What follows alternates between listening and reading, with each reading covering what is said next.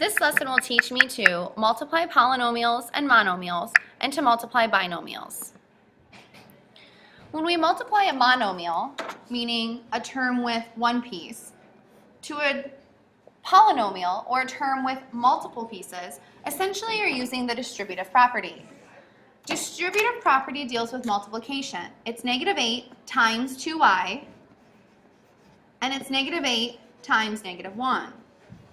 These terms are not like terms, so they cannot be combined. Looking at letter B, this will be the distributive property as well, but here we have to combine our knowledge of multiplying exponents. If I take 4b times 5b squared, well, 4 times 5 is 20. I have a b to the first power and a b to the second power, so there are b to the third. 4b times -b gives me a -4 or -4 b squared. And then 4b times 6 is going to give me a positive 24b. These are not like terms. Notice a b to the third, b to the second, b to the first. Wouldn't write the 1, but these terms cannot be combined. Letter C, -7x times 3x squared, -21, and there's a total of x to the third. Multiply again. A positive 56, x times x is x squared.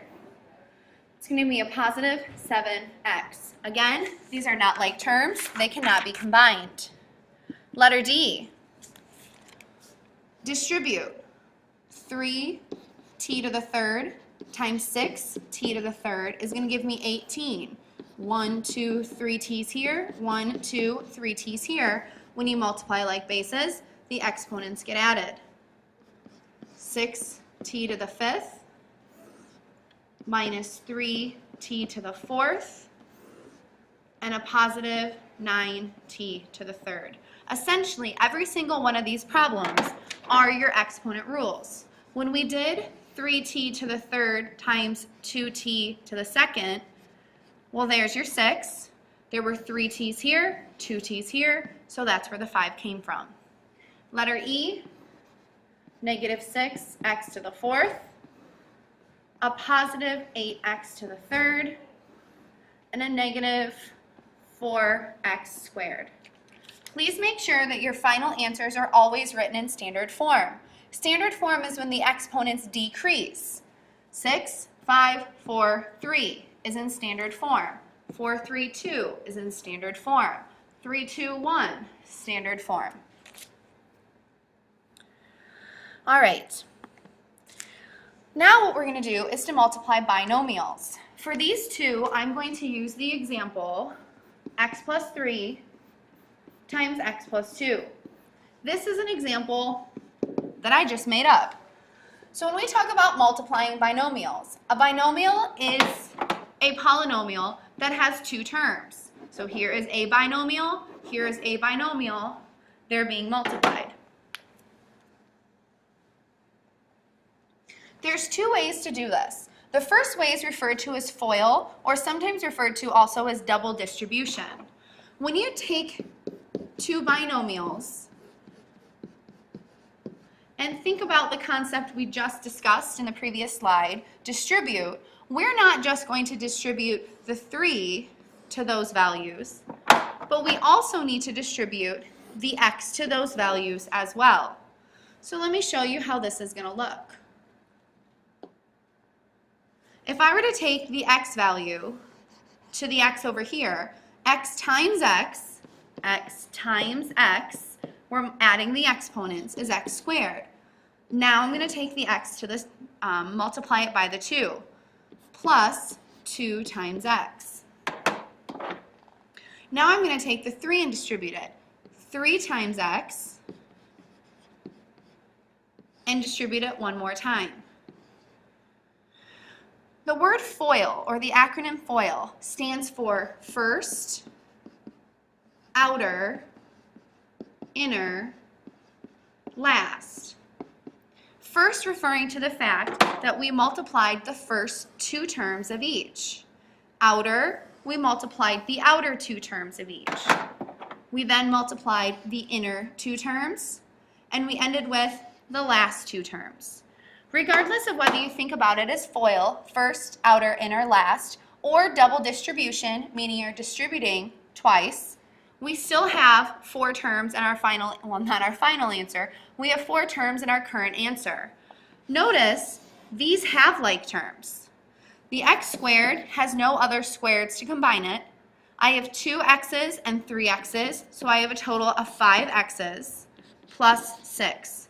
Please note, when you multiply like bases, the exponents get added. When you're combining like terms, you're really adding the coefficients. All right, so that's one way to do it. If I were to take the exact same problem, there is yet another way, referred to as the Punnett square, or sometimes also called the area model. What I do for the area model is I create a grid. Notice there's a space for 2 things over here and 2 things up top. Take one of your binomials and put it on the side, and take the other binomial and put it on the top. Order will not matter because ultimately these 2 things are getting multiplied. So just like if you were to multiply 2 times 3 or 3 times 2, the order doesn't matter. When you think about area or think about Punnett squares you might have learned in science, if this is a rectangle, the area is length times width. Well, if I were to take x times x, I'd get x squared. If I were to take x times 2, I'd get a positive 2x. If I were to take x times, so if this length is x times 3, it's 3x.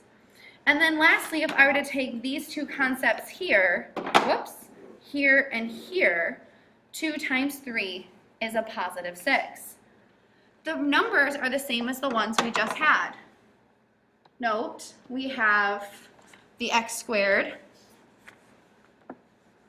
we have the 2x, I have the 3, and finally I have the 6. Just like in this problem where we had like terms that combine down to the 5, my like terms here are on the diagonal. So the final to this is going to be x squared plus 5x plus 6. You get the same answer either way, it's just a different method of thinking. I have found that the area model works really well for my students who need a little bit more structure in showing their work.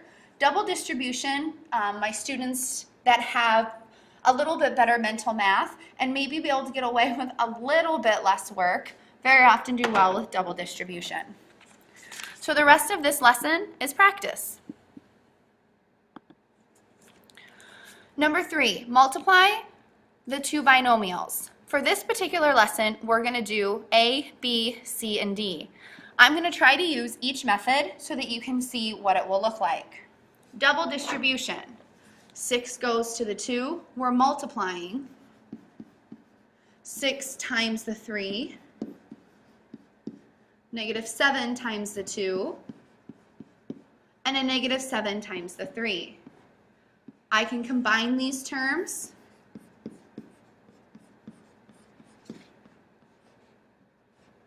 and there's the final. If you want to use the Punnett method, you can put either top or bottom. Notice the minus with the 7 went over here. 6 and 2 is 12x squared. 6 times 3, -7 and the 2x, and -7 and the 3. So when I combine those terms, I'm going to end up with the exact same answer. Letter B. Punnett square. Take one of your binomials on the side, or on the top, and one of them on the side. Notice again the minus with the 1. If I take 8 times 5, notice it's m times m. 8 times 2, 16m. -1 times 5, and -1 times 2. When I go to combine like terms, I get 40m squared plus 11m minus 2. I'm going to show those of you who like double distribution, the double distribution method as well. 5 times 8, 5 times 1, 2 times 8, whoop, run out of space, and 2 times 1. So still 40m squared plus 11m minus 2.